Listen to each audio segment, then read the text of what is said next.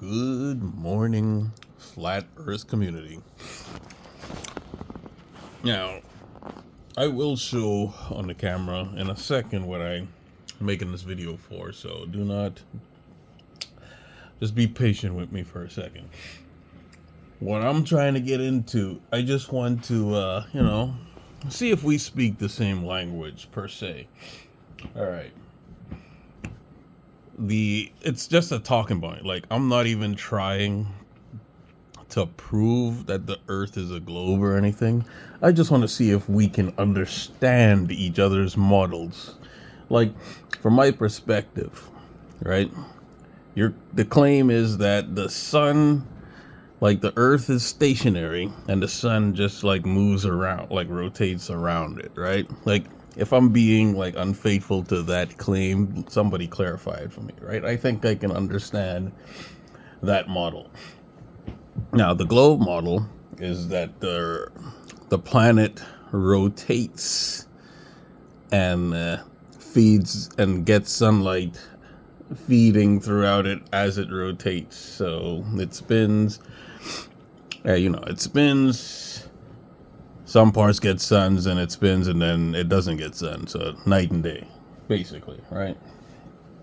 So the narrative at question is, since the Earth spins so fast, the videos of Earth from space, if the Earth was spinning so fast, why doesn't it look like it's spinning? Like 1,000 miles an hour, we should be seeing like a super fast spinning Earth.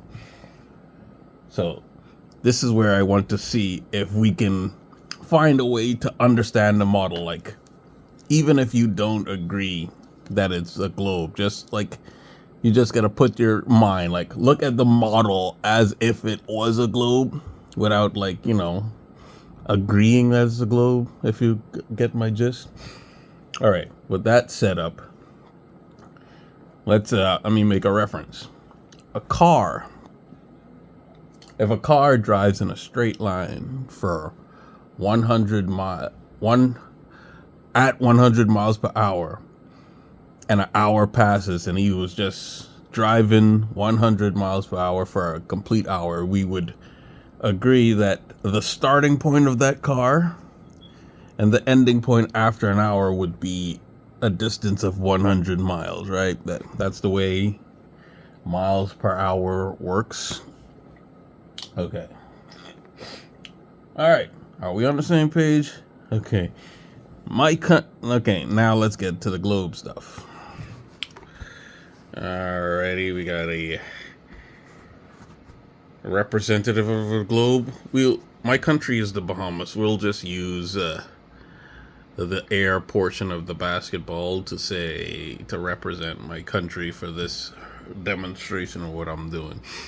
Now, you could pull up the flat Earth model or the globe model where the Bahamas is, and you can see that it is less significant to the entire thing than even this little small dot is. I'll quickly show a picture of it here. It's circled. Yeah, that's like the Bahamas. Yeah. The further away you go, the more it just becomes a dot. Now, let's see. My island is Nassau. Let's say Grand Bahama is over here to the west a bit of Nassau. Now, a plane traveling from Nassau to Grand Bahama would take 30 to 45 minutes of flight to get there. And this plane would be flying at a low end of 400 miles an hour, a high end of 500 miles per hour. So let's take the high end, the 500 miles per hour, which would end up probably arriving at the low end, which would be like 30 minutes. So a plane flying for 30 minutes from here to Grand Bahama, Nassau to Grand Bahama, would take 30 minutes traveling at 500 miles an hour. So let's make that more similar to the Earth's rotation, right? The rotation is a bit over 1,000 miles an hour, but well, let's just go with 1,000 miles an hour to keep it simple, right?